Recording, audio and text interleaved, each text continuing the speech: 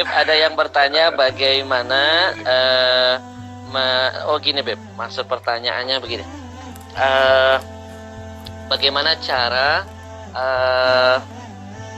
untuk bisa menjaga kita dari godaan setan?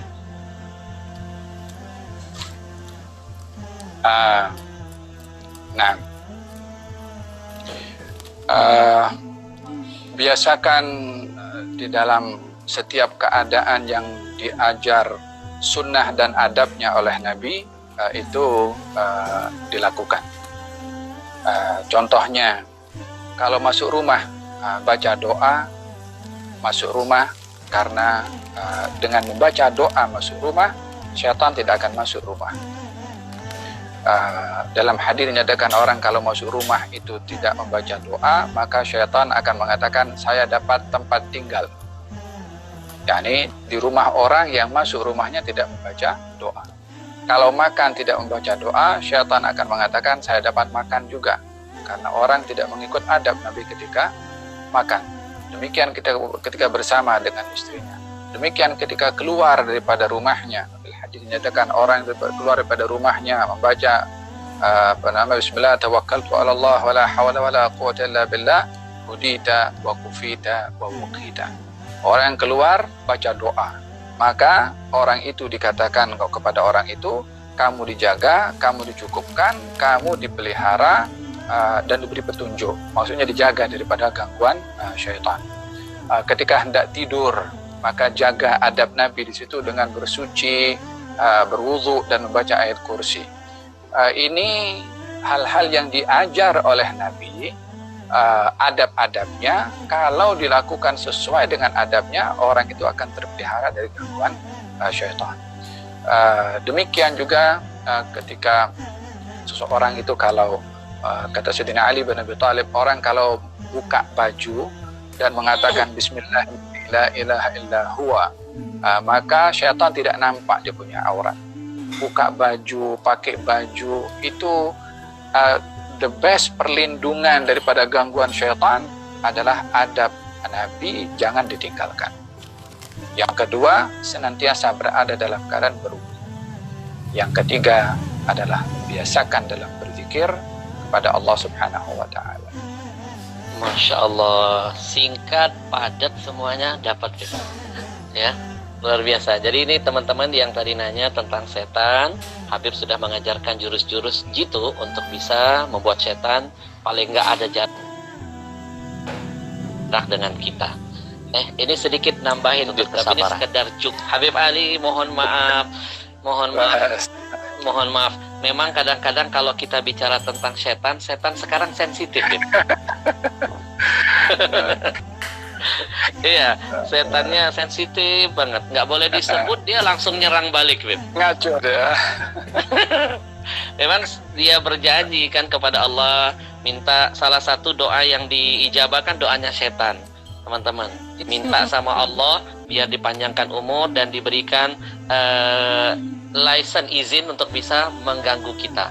Jadi teman-teman jangan berputus asa untuk terus berdoa. Doa iblis saja dikabulkan, apalagi doa kita. Jadi terkait tadi Habib Ali bilang setan, ya. Jadi teringat, Bib, afwan, ini sekedar sopto aja. Jadi teringat setan itu kan terbagi dari dua bangsa. Jadi teman-teman, setan itu terbagi dari dua bangsa. Yang pertama dari bangsa jin, ya. Yang kedua dari bangsa manusia. Maka sering kita baca minal jinnati wan nas. Jadi sekali lagi teman-teman fokus, ini juknya dalam. Juknya sangat dalam. Jadi setan itu terbagi dari dua bangsa.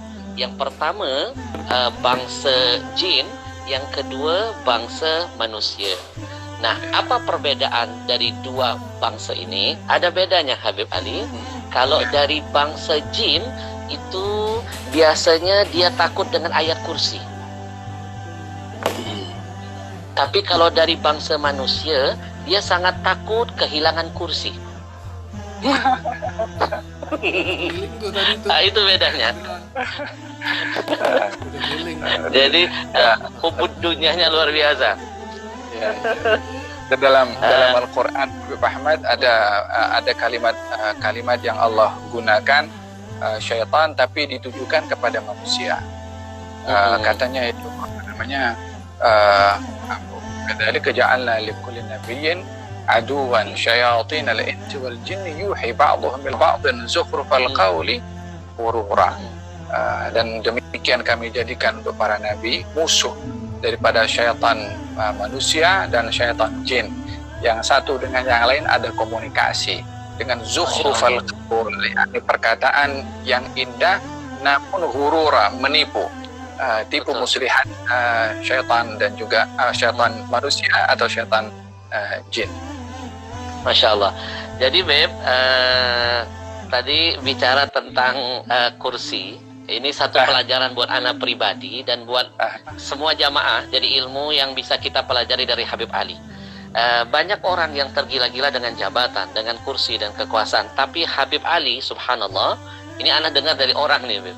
Ini menjadi pembelajaran buat anak. Justru Habib Ali tidak tergiur, teman-teman sekalian, para jamaah, ketika ditawarkan satu kedudukan, satu kursi sebagai mufti di salah satu tempat. Ini jabatan yang kalau betul-betul ya Allah, ini jabatan yang sangat diidolakan, dicari-cari, diharapkan sebagian orang. Tapi Habib Ali, guru kita ini, Habib Ali malah tidak mau. Dengan kerendahan hati, beliau dengan tawaduknya mengatakan bahwa masih ada yang lebih baik dari saya. Nah, ini luar biasa, Habib. Ini pelajaran yang sangat-sangat anak dengar itu langsung Masya Allah, ala raksi, Beb. Ya Allah, luar biasa. Ini jarang yang begini, Beb. Orang kadang-kadang untuk mendapatkan sesuatu itu menghalalkan segala cara. Bahkan tidak sedikit dia untuk sampai kepada maqasidnya, tujuan dia sanggup melakukan sebuah kezaliman. Nah, kira-kira Beb, pesan apa yang ingin disampaikan buat kami semuanya, Beb? Karena biar kita ini, dunia ini kan semakin dikejar, kita merasa semakin dipermainkan oleh dunia. Semakin buat kita tidak merasa puas dengan dahaga yang terus dihadirkan dalam kehidupan.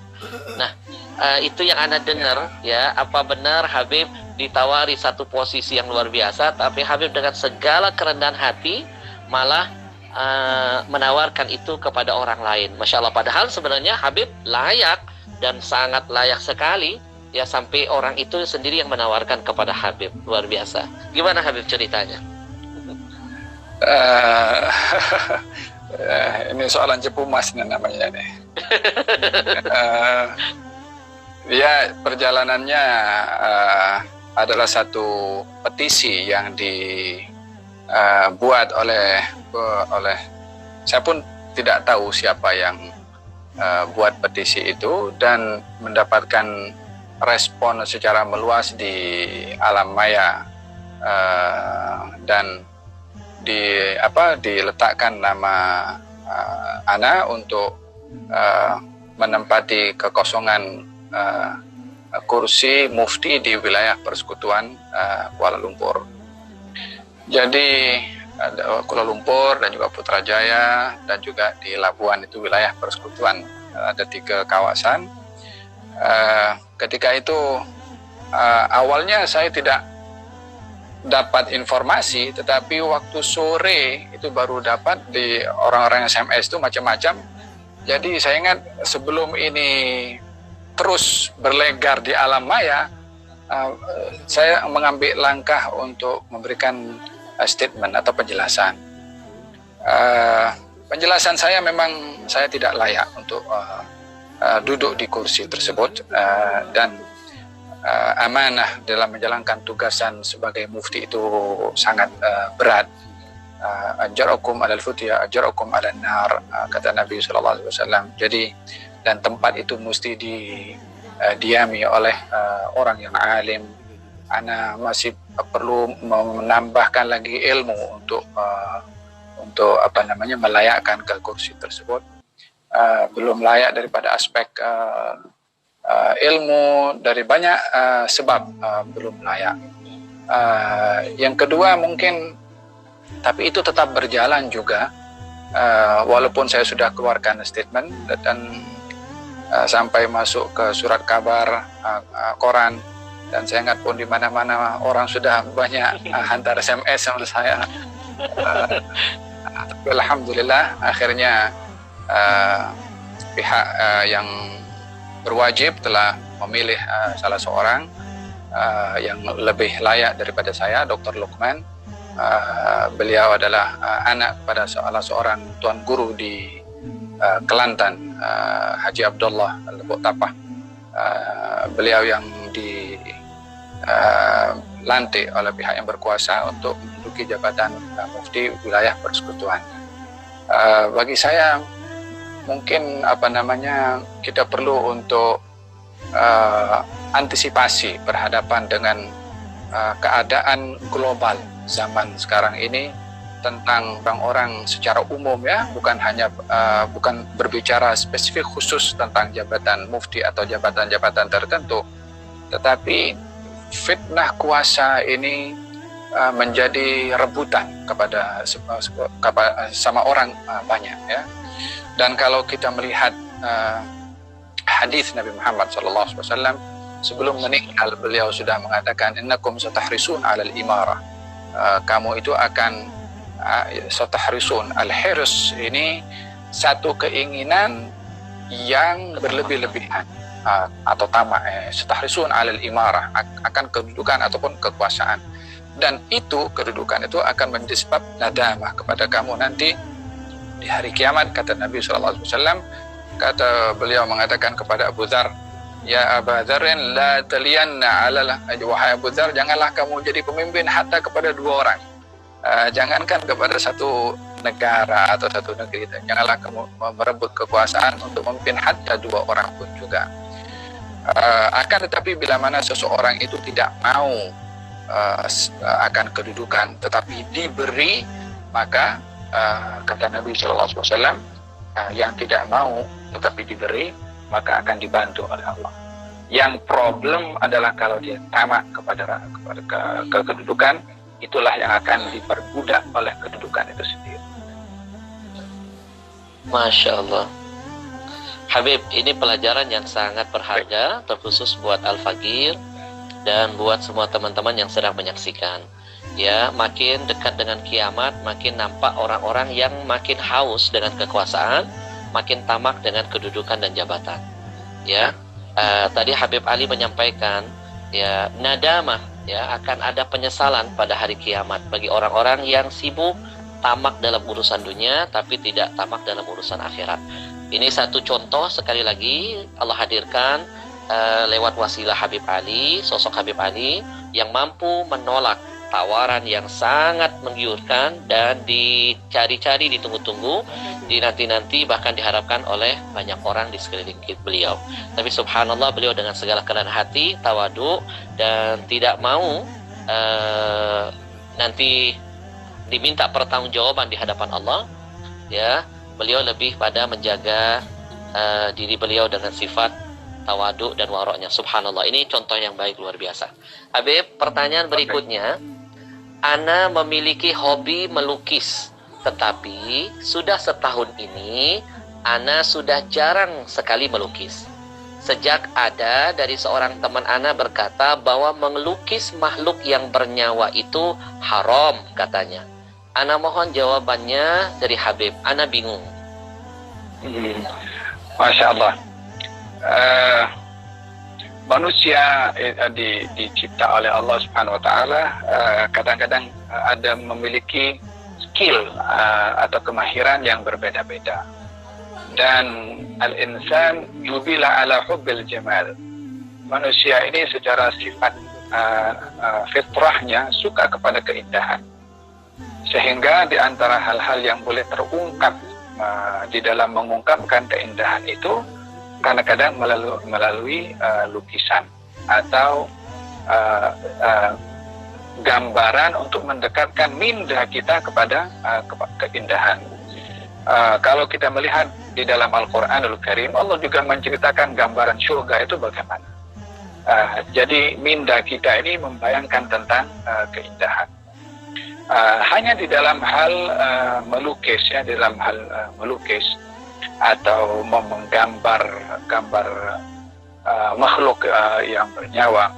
Nah, di situ ada beberapa hadis yang diperincikan panjang lebar oleh ulama dan perbedaan mereka di dalam memahami hadis Nabi Muhammad yang melarang seseorang untuk melukis makhluk hidup, dan mereka berdalilkan bahwasanya seakan-akan ini menandingi akan sifat Allah al-musawwir, yang maha menggambar, yang maha memberikan bentuk musawwir, yaitu Allah Subhanahu wa taala. Maka alangkah baiknya kalau lukisan-lukisan atau skill yang diberikan oleh Allah kepada pelukis tadi yang bertanya, kalau melukis keindahan-keindahan yang lain, seperti keindahan gunung, keindahan bunga, keindahan alam natural, atau gambar-gambar yang membawa kepada kita khayal tentang apa yang ada pada gambar itu. Kalau kita menggambarkan, umpamanya menggambarkan tentang Masjid Nabawi contohnya, atau menggambar Ka'bah contohnya, tentunya kita melihat gambar itu bukan hanya gambar Ka'bah kota 4 persegi, tapi bayangan kita adalah ini Baitullah dan seterusnya. Diberikan keindahan-keindahan pemandangan contohnya. Kita melihat keindahan itu subhanallah. Jadi teringat keindahan ciptaan Allah ini, mengingatkan kita kepada Allah Subhanahu wa taala, hanya kepada makhluk yang bernyawa baik kalau dielakkan untuk al-khuruj minal khilaf, keluar daripada perbezaan ulama dan perinciannya tentang menggambar makhluk yang hidup. Baik, Masya Allah. Habib, pertanyaan berikutnya, apa pendapat Habib tentang sebagian ada orang yang mengatakan bahwa burda itu yang mengarangnya adalah bukan ulama dan katanya orang yang fasik? La haula wala quwwata illa billah. Tidak demikian, tidak betul. Al-Imam Al-Busiri, Muhammad bin Sa'id As-Sanhaji, beliau ini asalnya daripada Maghizi atau daripada Maroko, asalnya berhijrah ke Mesir dan menetap di Iskandaria. Beliau ini kalau kita melihat mengkaji sejarah hidupnya, beliau ini sudah menghafal Al-Quran di masa kecilnya lagi, sudah belajar Quran dan menghafal Quran di masa kecil. Beliau salah satu murid Mursi Abul Abbas. Mursi Abul Abbas ini salah seorang muridnya Imam Abul Hasan Syadzili, ulama besar di Mesir. Beliau Al-Imam Al-Busiri, Muhammad bin Sa'id Al-Busiri, salah seorang muridnya kepada Abul Abbas, dan juga murid kepada Ibn Sayyidin Nas, ulama besar juga. Beliau kepakarannya di dalam ilmu sirah, pakar dalam ilmu sirah, dan kalau berbicara tentang ilmu sirah tidak bisa terlepas daripada hadis, karena sirah itu menceritakan tentang Nabi Muhammad SAW. Beliau berada pada abad yang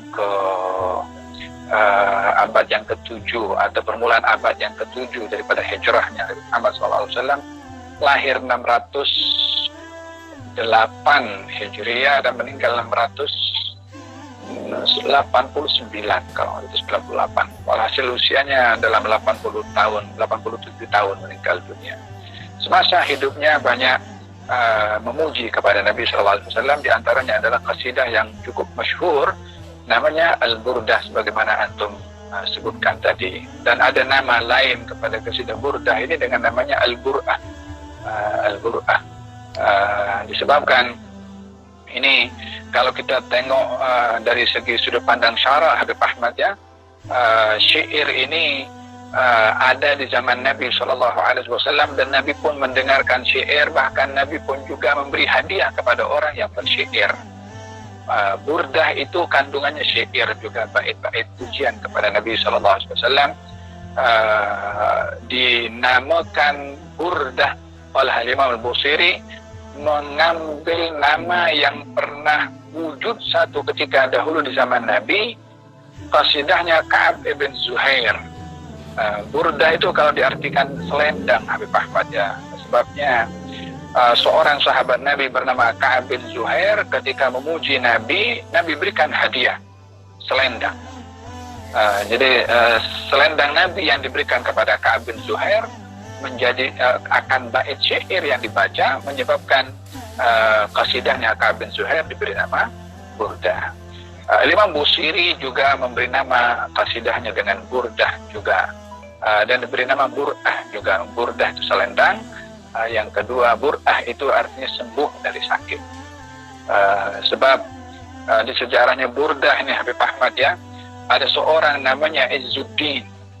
Izzuddin ini salah seorang yang saleh di zamannya Imam Busiri, yang datang kepada Imam Busiri meminta kepada Imam Busiri supaya buat syair.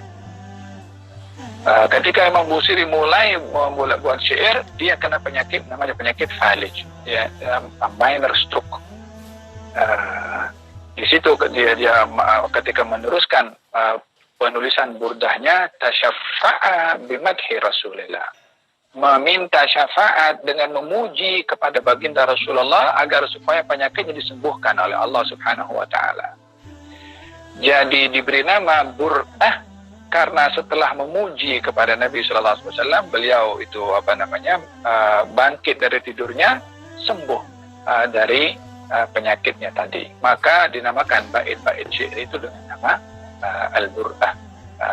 Jadi ada tiga nama sebenarnya. Ada Bur'ah, ada Burdah, ada Al-Kawakib Ad-Durriyah fi Madhi Khairil Bariyah. Ini qasidah Burdah. Kalau di dalamnya dalam qasidah Burdah itu Habib Ahmad ya, semuanya menceritakan tentang sirah Nabi, hanya dalam bentuk syair. Seperti mana kita baca kitab Nurul Yaqin, kitab sirah, atau kitab Ibn Hisham, Tahdhib Ibn Hisham, atau sirah Halabiyah, cerita tentang Nabi dalam bentuk tulisan nasr, tulisan biasa. Imam Busiri tulis sirah dalam bentuk syair dan dilagukan, itu saja, kontennya sama, menceritakan tentang sirah Nabi Muhammad SAW. Jadi tidak betul kalau dikatakan dia seorang yang bukan alim, apatah lagi orang fasik. Bahkan beliau itu seorang yang daripada kecilnya sudah melazimkan diri dengan Quran, belajar dengan ulama, pakar dalam ilmu sirah dan dalam ilmu bahasa Arab sehingga dapat memuji kepada Nabi SAW. Satu juga mungkin sebagai tambahan masukan untuk kita Habib Ahmad ya, dia pun ada juga tulis syair-syair untuk menjawab kepada tuduhan orang-orang Yahudi dan Kristen terhadap Islam. Jadi bukan hanya memuji kepada Nabi, tapi berdakwah juga menyampaikan agama Islam melalui syair dengan menjawab tuduhan-tuduhan daripada orang-orang Yahudi atau Kristen terhadap Islam. Dijawab oleh beliau dalam bait-bait syair juga. Seperti mana Hasan bin Thabit pun juga menjawab kepada yang memusuhi Nabi dengan syair-syairnya. Masya Allah. Jadi teman-teman, ya, sekali lagi ini menjadi bantahan keras kepada sekelompok orang yang tanpa data yang akurat, tanpa mempelajari siapa Imam Al-Busiri, lalu dengan semena-mena dia mengatakan, ini yang mengarang burdah ini bukan ulama, yang mengarang burdah ini orangnya fasik. Tadi Habib Ali sudah memberikan jawaban. Gimana bukan ulama? Gurunya pun dia berguru dengan ulama. Pasti dia belajar tentang ilmu. Kemudian dia di usia yang belasan tahun hafal Quran. Ya, ini kadang-kadang suka ngomong tapi nggak ada data. Ya, kemudian ditambah lagi dibilang fasik. Ya akhi, bagaimana dia menjadi orang fasik kalau seandainya dia sendiri membuktikan dia cinta kepada orang yang dicintai Allah? Mana mungkin syair itu bisa hadir dari karya seorang manusia kalau tidak berawal dari cinta. Man ahabba syai'an aktsara min zikrihi. Siapa yang mencintai sesuatu, puncak kecintaan itu dia akan selalu menyebut sesuatu yang dia cintai. Nah, masa orang cinta sama Nabi dibilang fasik? Betul nggak, Habib? Betul, nah, sahih. Iya, masa orang yang cinta dengan orang yang sangat dimuliakan oleh Allah, Nabi Muhammad, dianggap fasik? Ini kalam khatir, wallah. Benar-benar ini penghinaan dan satu bentuk kebodohan.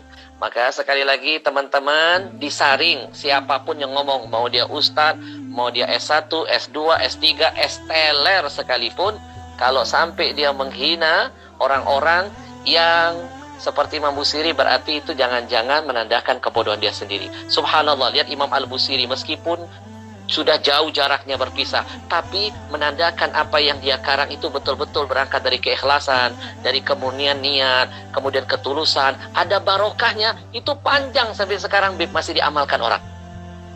Nah, jadi iya, bagaimana mungkin keberkahan akan menempel kepada orang yang fasik? Sawa. Dia mungkin Habib Ahmad ya, mungkin ada sebahagian yang mungkin kurang memahami maksud, sehingga menuduh dengan tuduhan yang bukan-bukan dalam bait-baitnya Imam Al-Busiri. Jadi baik kalau hal-hal yang tidak difahami secara jelas dirujuk ke orang yang mengetahui sebelum menghukum tanpa dia memastikan terlebih dahulu apa yang dia paham itu apakah betul atau tidak. Dan yang kedua, Imam Busiri ini kasidahnya tadi antum pun menyebutkan di mana-mana. Bayangkan dari abad ke-6, sekarang pun kita sudah masuk ke abad 15, di mana-mana masih dibaca dan didendangkan bait-bait syair pujian kepada Nabi Muhammad yang oleh Imam Al-Busiri. Di mana-mana masih apalagi di Indonesia, kita dulu masih kecil juga, Maulana shalli wa sallim daiman abada itu jadi barang kebiasaan. Betul. Masya Allah, Masya Allah. Jadi ini kembali pesan, hati-hati, banyak orang yang sesat bahkan menyesatkan orang lain. Dosanya double itu, Bim. Dia menyesatkan dirinya dengan kebodohannya, dan dia menjadi asbab kesesatan bagi orang-orang yang di sekelilingnya. Ini dosa jahil murakkab, dan dosanya berlipat ganda. Kita doakan mudah-mudahan Allah berikan hidayah.